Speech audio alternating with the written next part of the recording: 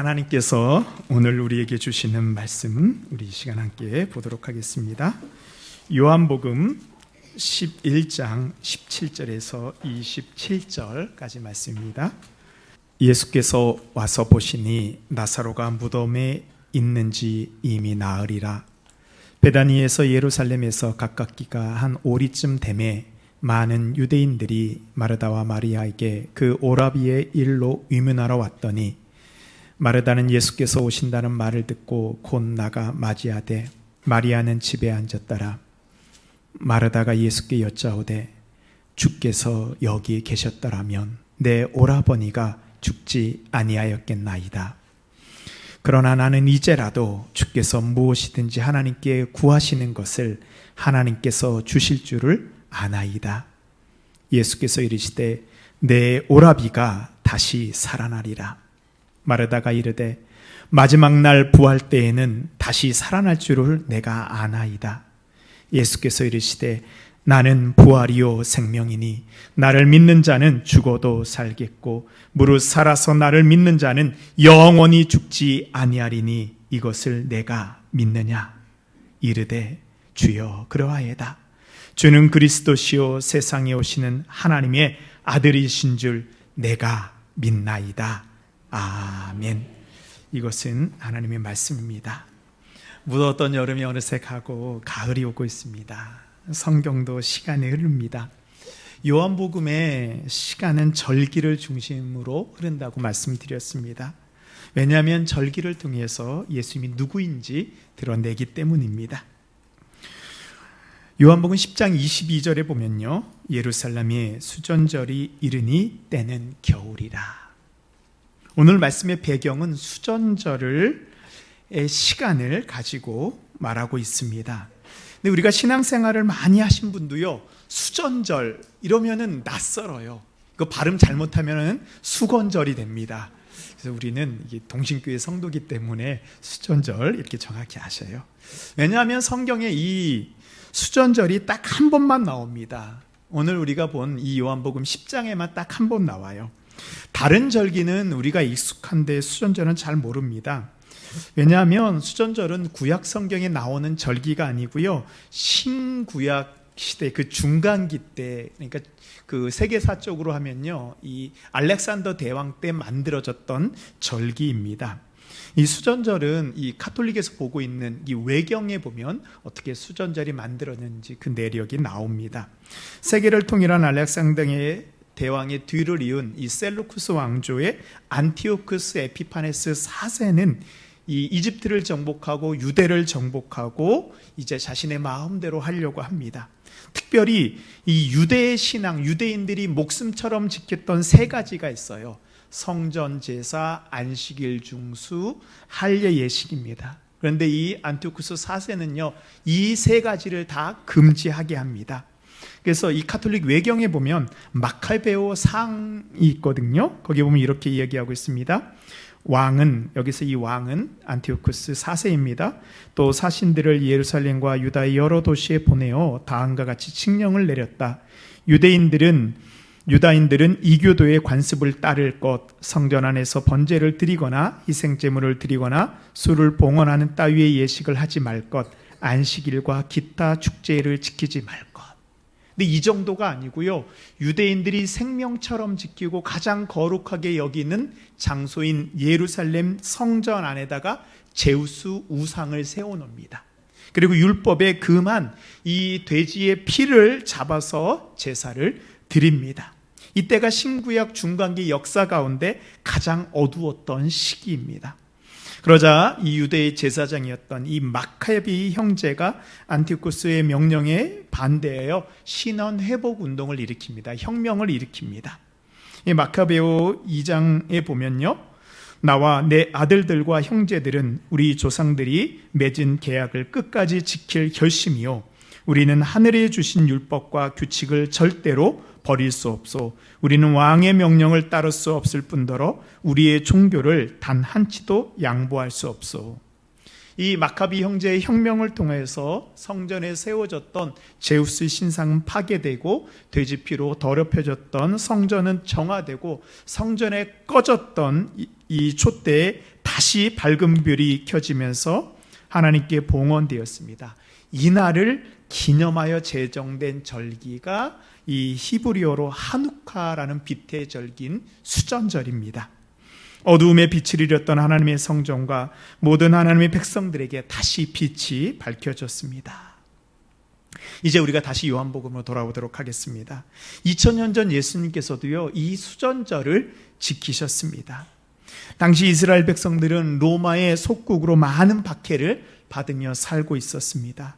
이런 상황이 바로 수전절이 있었던 그 상황처럼 칠흑같이 어두운 추운 영적 겨울이었습니다. 예수님께서 이 수전절에 예루살렘에 오셔서 당신의 빛으로 모든 얼어붙은 것들을 녹이시고 어두운 곳을 밝게 비춰주셨습니다. 하나님의 몸된 성전인 우리의 몸을 다시 회복하고 정결하기 위해서는 예수 그리스도의 빛이 우리에게 비춰져야 됩니다. 우리에게 부활과 생명을 주는 그 예수 그리스도의 빛입니다.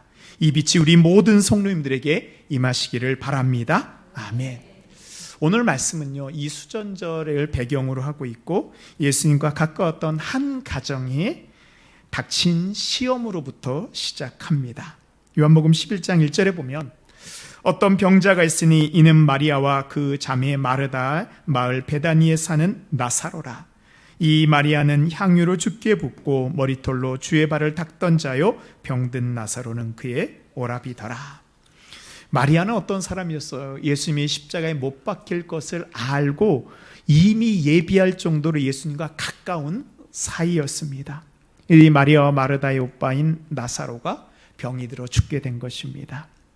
이제 나사로가 죽게 되니까요, 이제 자매들은 예수님이 계신 베레아에 사람을 보내어 예수님을 빨리 오시도록 요청을 합니다. 11장 3절에 보면 이에 그 누이들이 예수께 사람을 보내어 이르되 주여 보시옵소서 사랑하시는 자가 병들었나이다 하니, 여기서 나사로를 뭐라고 표현해요? 예수님이 사랑하시는 자. 여기서 이 사랑이란 말은 헬라어로 필레오입니다. 이것은 아주 가까운 사랑하는 친구 사이에 쓰는 표현입니다. 아마 나사로와 이 예수님은 어릴 적부터 함께 지냈던 것 같습니다. 그리고 예수님의 공생의 사역을 하셨을 때에도 예수님과 친한 사이였습니다. 이렇게 친한 나사로가 병들어 죽게 되었으면 예수님이 어떻게 하셔야 되죠? 이제 바로 달려와서 나사로를 고쳐 주셔야 된다고 우리는 당연하게 생각합니다. 마르다와 마리아도 이제 예수님께서 모든 일을 다 제쳐두고 우리한테 달려올 거라고 알고 있었습니다. 예수님이 계신 베레아에서 나사로가 있는 이 베다니까지는요, 걸어서 하루길이 안 됩니다. 예수님이 어떻게 하셨을까요?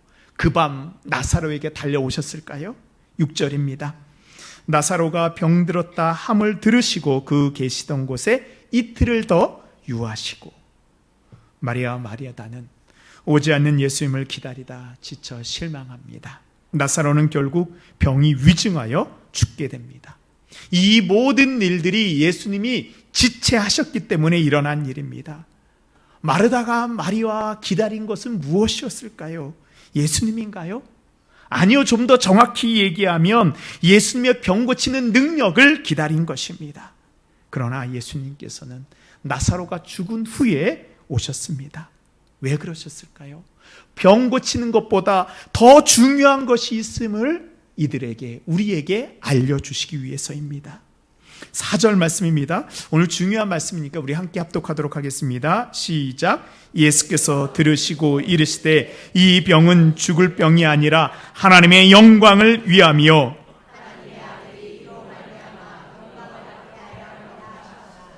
아멘. 예수님께서는 나사로의 병에 대해서 죽을 병이 아니다, 하나님의 영광을 위한 병이라. 이것은요, 나사로가 죽지 않는다는 언급이 아닙니다. 나사로는 죽지만 그의 죽음과 부활을 통해서 하나님의 아들 예수 그리스도의 영광을 드러내기 위함이라 라고 이야기하고 있습니다. 예수님께서는 지금 우리에게도 동일하게 말씀하십니다. 우리에게 있는 어려움과 시험은 우리를 낙심하게 위한 것이 아니라 하나님의 영광을 위해서 쓰임받게 하기 위함이라. 우리의 연약함을 통해서 하나님의 영광 받으시는 것입니다. 예수님께서는 마르다와 마리아에게 이것을 가르치고 인내하며 기다리는 신앙을 가르쳐 주시기를 원하셨습니다. 나사로가 죽었습니다. 죽었다는 것은 모든 것이 다 끝났다는 의미죠. 마리아와 마르다의 모든 노역이 다 수포로 돌아갔습니다. 이제 예수님이 오신다고 해도 달라질 것이 없는 상황입니다. 죽음은 이 세상 그 누구도 넘을 수 없는 장벽입니다. 아무리 돈이 많아도 권력이 있어도 이 세상의 죽음을 이길 수 있는 사람은 없습니다. 이게 사람들이요, 죽음을 넘어가지 못하니까 어떤 사람은 자신을 죽음으로부터 보호하기 위해서 특별한 무덤을 만들기도 합니다. 죽은 자신의 시체를 미이라로 만들어 피라미드 속에 넣기도 합니다. 중국의 진시 황제는 영상하기 위해서 불효초를 구했잖아요. 한국에까지 보냈다고 하잖아요. 그러나 그의 나이 50에 죽게 됩니다. 이 땅에 죽음이라는 장벽을 넘을 수 있는 사람은 없습니다. 우리도 마찬가지죠. 우리도 이 죽음의 장벽을 넘을 수 없습니다. 또 어떨 때에는요, 죽음과 같은 그런 어려움을 겪게 됩니다. 이 장벽 앞에 절망합니다. 죽을 것 같은 힘든 문제가 우리 앞에 있습니다. 이 문제를 해결할 수 있는 길을 찾아야 됩니다. 부활이요 생명이신 예수 그리스도를 만나야 합니다. 첫 번째로 예수님은 우리를 위로해 주시는 분입니다. 예수님께서 이 베레아에서 나사로가 있는 베다니로 가셨을 때 제자들은 나사로의 병을 고치러 간다라고 생각했습니다. 그러나요, 예수님께서는 이미 예수님의 능력으로 나사로가 죽었다는 것을 알고 계셨습니다. 그럼에도 불구하고 베다니로 가신 이유가 있어요. 그것은 바로 마르다와 마리아를 위로하기 위해서입니다. 19절 말씀해 보면요, 많은 유대인이 마르다와 마리아에게 그 오라비의 일로 위문하러 왔더니, 우리말로 조문하러 온 거예요. 많은 사람들이 온 것을 보면 아마도 나사로는 그 지역의 유력한 사람이었던 것 같습니다. 우리나라도 그렇잖아요. 장례를 치르면 가족, 친구, 친척들을 다 조문을 온대요. 그러나 아무리 많은 사람이 와서 조문을 한다고 할지라도 죽은 자를 살릴 수 있나요? 아닙니다. 조금, 그 죽음을 잊을 뿐이에요. 조금 위로가 될 뿐입니다. 그러나 예수님이 오시면은 위로가 아닌 새로운 소망이 우리에게 생기게 됩니다. 예수님이 이 나사로에게 갈 때의 상황입니다. 8절에 보면 제자들이 말하되 라삐여, 방금도 유대인들이 돌로 치러 하였는데 또 그리로 가시려 하나이까? 예수님께서 수전전에서 예루살렘에 어떤 일이 있었냐 하면, 예수님 말씀을 전하시자 이 바리새인과 서기관들, 유대인들이 예수님을 돌로 쳐서 죽이려고 했습니다. 그래서 예수님께서 베다니로 피신을 간 거예요. 도망을 치신 거예요. 그러나 예루살렘에 가까운 베다니로 다시 간다는 건 뭐예요? 예수님이 돌에 맞아 죽을 수도 있는 위험 속으로 다시 들어가시는 것입니다. 예수님께서는 마르다와 마리아를 위로하기 위해 생명의 위험을 무릅쓰고 다시 오셨습니다. 예전에 저의 마음에 감동을 준 한 영상이 있습니다. 이 태풍으로 인해서 오토바이며 자동차까지 다 날아가는 상황 속에서 한 젊은 엄마가요, 한 손에는 이 어린아이를 잡고, 아마 기억나실 거예요. 한 손에 어떻게 해요? 이 가로등을 붙잡고 폭풍에 맞서는 장면입니다. 젊은 엄마는 모든 것을 날려버릴 것 같은 그 폭풍 속에서도 어떻게 해요? 이 아이를 끝까지 포기하지 않습니다. 한 손에는 아이를 안고 한 손에는 자신과 아이를 지탱하고 있는 이 모습을 보면서 저는 예수님께서 폭풍 가운데 우리를 찾아오시는 그 모습을 보게 되었습니다. 예수님께서는 우리를 위해서 어떤 위험도 마다하지 않고 오시는 분입니다. 왜 예수님이 우리에게 오실 때 우리가 위로를 받을까요? 예수님은 죽음을 이기신 분이기 때문에 그렇습니다. 예수님이 이 땅에 오셔서 우리를 살리기 위해서 십자가에서 죽으셨습니다. 그러나 죽음에서 끝난 것이 아니고 다시 부활하셔서 사망 권세를 깨뜨리셨습니다. 예수님이 우리에게 오실 때에는 그냥 오시는 것이 아니고 그 부활의 능력을 입고 오시는 것입니다.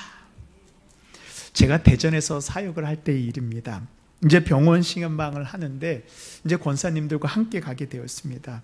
이 병원 신방을 하게 되면 아무래도 저는 환자를 위해서 평소보다 더 열심히 기도를 하게 됩니다.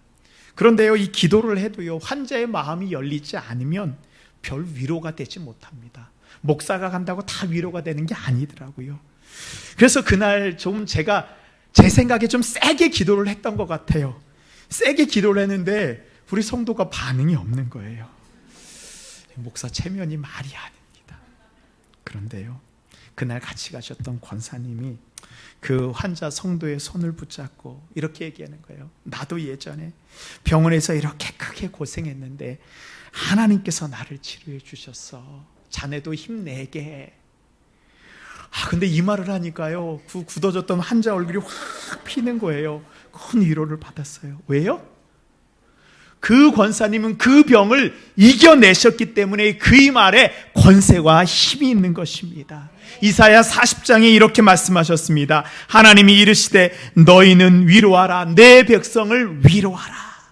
사랑하는 성도 여러분, 예수 그리스도가 우리에게 오시면 참된 위로가 되십니다. 우리의 문제, 어려움 앞에, 고통의 질병 앞에 우리가 어떻게 할지 헤매일 때 예수님은 우리를 찾아와 참된 위로를 주시고 그 부활의 능력으로 우리를 일으켜 주십니다. 두 번째로 예수님이 우리를 가장 잘 아시는 분입니다. 오늘 말씀에 많은 사람들이 마르다와 마리아를 위로하지만 그들의 위로는 잠시입니다. 사람의 위로는 완전하지 못합니다. 우리도 살면서 이 슬픔을 당하고 어려운 상한 사람을 만날 때 내 생각으로 위로하려고 합니다. 그런데요, 내가 아무리 좋은 말을 해도 위로가 안 되는 것을 우리는 알고 있습니다. 저도 목회를 하니까 병원도 많이 가고 또한 장례식장에도 많이 가게 됩니다. 어려움 당한 사람을 찾아가죠. 그때마다 참 많은 생각을 합니다. 내가 어떤 말을 해야지 저 사람에게 도움이 되고 위로가 될까? 근데 그 생각을 아무리 해도 실제로는 큰 도움 되지 않습니다. 그래서 저는요, 병원 들어가기 전에, 장례식장 들어가기 전에 마음속으로 간절히 기도합니다. 예수님, 제가 무슨 말을 한들 무슨 위로가 될 수 있습니까? 이 시간 예수님께서 저와 동행하여 주시어서 슬픔 당한 어려움의 가운데 있는 우리 성도를 주님이 친히 위로해 주십시오. 그렇게 기도하고 가면요, 제가 가서 몇 마디 말하지 않아도 주님께서 그 아픔을, 그 어려움 가운데 있는 성도를 위로해 주시는 것을 경험합니다. 우리 예수님 어떤 분이세요? 요한복음 10장에 보면요, 나는 선한 목자라. 나는 내 양을 알고 양도 나를 아는 것이. 예수님이 우리를 아시기 때문에 우리를 진정으로 위로해 주실 수 있습니다. 어떨 때는요, 우리가 왜 이렇게 힘든지 모를 때가 있습니다. 사람들은 그때 다른 것에서 위로를 받으려고 합니다. 어떤 사람들은 친구를 만나고 가족을 만납니다. 어떤 사람들은 자신들이 좋아하는 취미에 집중합니다. 술을 의지하기도 합니다. 어떤 사람은 돈을 통해 위로도 받습니다. 강원도 정선에 가면 강원랜드라는 카지노가 있습니다. 예, 가보셨나요? 그래요? 예. 넘어가지 않으시네요. 제가 예전에 이제 이 정선 카지노에 가면은 그 위에 하이온 호텔이 있고 그 아래 이제 강원랜드 카지노가 있잖아요. 제가 이제 하이온 호텔에서 하는 세미나에 참석을 하게 되었습니다. 근데 제가 이제 주차를 어디다 할지 몰라서 좀 헤매다가 어떻게 주차를 했어요. 그리고 이제 주차를 하고 이제 세미나를 받으러 이제 입장을 하는데 그 길이 마침 강원랜드 카지노 가는 길이에요. 호텔 들어가는 길하고 강원랜드 카지노 들어가는 길이 좀 다르게 되어 있습니다. 근데요, 사람들이 전 몰랐어요. 길가에 쭉 서 있는데 무언가에 홀린 것 같이 사람들이 서 있더라고요. 아침 9시가 되기 전인데도 카지노에 입장하기 위해서 새벽부터 나와서 서 있는 것입니다. 카지노가 자신을 위로해 주지 않고 도리어 자신을 망친다는 것을 알면서도 사람들은 그곳에서 잠깐 위로받기 위해서 자신의 생명을 허비하고 있는 것입니다. 잘못된 위로는요, 자신과 자신의 가족 모든 것을 망치게 됩니다. 그러나 우리의 선한 목자 되신 예수님께서는 우리에게 무엇이 필요한지 아시는 분입니다. 예수님만이 참된 위로자가 되어심을 믿고 예수님 앞에 나아오십시오. 예수님께서 위리를 위로해 주십니다. 아멘. 마지막으로 부활이요 생명이신 예수 그리스도를 영접해야 됩니다. 예수님이 베다니 마을 입구에 도착하자 이제 마르다가 나와서 예수님을 영접합니다. 마르다가 예수님을 만나서 한 그 첫 마디가 무엇인가요? 참 마르다 솔직해요. 21절에 보면 마르다가 예수께 여짜오되 주께서 여기 계셨더라면 내 오라버니가 죽지 아니하였겠나이다. 뭐예요? 예수님 때문에 예수님이 늦게 와서 내 오라비가 죽지 않았습니까? 마르다 뒤에 따라온 마리아도 똑같이 예수님이 계셨더라면 내 오라버니가 죽지 아니하였겠나이다. 이건 뭐예요?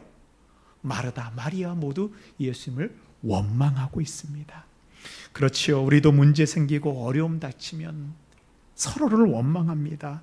당신 때문에 이런 일이 생겼어. 당신이 좀 제대로 처리했으면 이런 문제 없었잖아. 그리고 신앙이 있다는 우리도 마리아와 마리아 같이 예수님을 원망합니다. 예수님이 계시는데 왜 이런 일이 나에게, 우리에게 생겼습니까? 예수님, 저는 신앙생활 잘했는데 왜 이런 시험을 나에게 주시나요? 그리스도인이라고 하고 신앙생활을 한다고 해도 예수님을 원망할 수 있습니다. 근데 예수님께서는요, 이런 원망하는 마리아와 마르다를 책망하지 않으십니다. 그러나 우리가 예수님을 원망만 하고 있으면 문제는 해결되지 않습니다. 원망의 자리에서 일어나 소망 되시는 예수님께 나아가야 됩니다. 마르다는 예수님을 원망하면서도 그 마음에 소망을 품고 자신의 믿음을 고백합니다. 22절 말씀입니다. 그러나 나는 이제라도 주께서 무엇이든지 하나님께 구하시는 것을 하나님이 이루실 줄을 아나이다. 하나님이 주실 줄을 아나이다.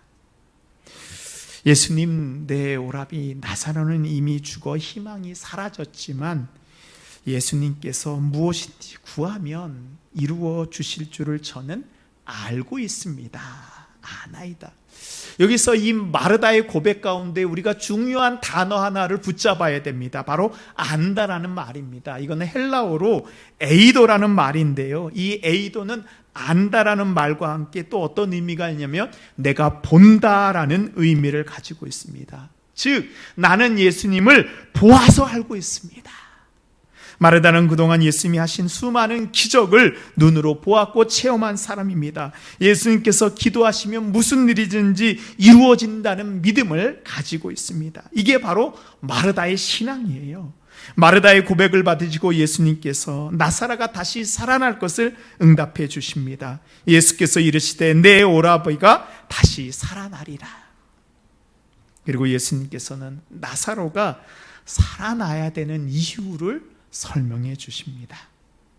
우리 25절 26절 함께 읽도록 하겠습니다. 시작. 예수께서 이르시되 나는 부활이요 생명이니 살겠고 무릇 살아서 나를 믿는 자는 영원히 죽지 아니하리니 이것을 내가 믿느냐.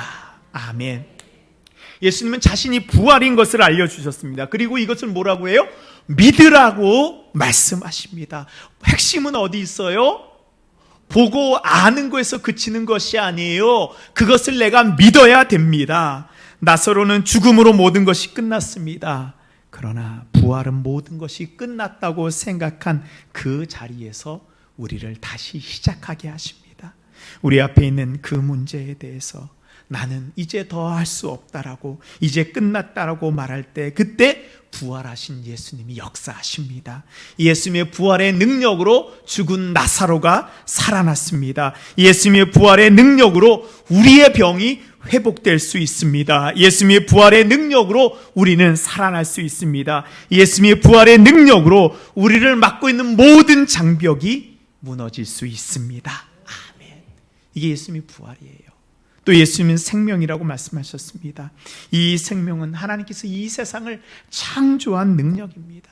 창세기 2장 7절에 여호와 하나님이 땅의 흙으로 사람을 지으시고 생기를 그 코에 불어 넣으시니 사람이 생명이 되니라. 부서질 수밖에 없는 흙으로 우리는 창조되었지만 이 부서질 수밖에 없는 흙 안에 뭐예요? 하나님의 생기가 들어와 우리는 뭐예요? 생명이 되었습니다. 이 에스겔은요, 골짜기의 죽은 뼈들을 향하여 여호와의 이름으로 선포합니다. 에스겔 37장에 또 내게 이르시되 인자야 너는 생기를 향하여 대언하라. 생기에게 대언하여 이르기를 주 여호와께서 이같이 말씀하시기를 생기야 사방에서부터 와서 이 죽음을 당한 자에게 불어서 살아나게 하라 하셨다. 죽은 뼈도요, 하나님의 생명이 들어가면 살 수 있습니다. 예수님께서 지금 우리 안에 들어오셔서 우리에게 참된 생명을 주십니다. 예수님을 만나 참된 생명을 소유하게 된 사람은요, 이제부터 그의 삶이 변화되게 됩니다. 어린 시절에 동생이 죽고 어머니는 암으로 죽어서 이제 15세, 15살에 무신론자가 된 잭이라는 한 소년이 있습니다. 이 잭은 영국의 최고 대학인 옥스퍼드 대학에서 영어와 고전을 연구하고 최우수상을 받고 졸업하여서 영국의 명문대학 캠브리지 대학에서 교수로 학생들을 가르치고 있었습니다. 여기까지 들으면 한 명의 무신론자가 교수가 되었다라는 이야기예요. 근데 이 잭은 우리 영화 중에 이 반지의 제왕이 있잖아요. 이 반지의 제왕을 쓴 이 돌킨과 함께 이 캠브리지 대학의 교수였거든요. 근데 이 돌킨과 동료 교수 다이슨의 끈질긴 전도를 받고요, 33살이 되던 해에 무신론을 버리고 하나님을 영접하게 됩니다.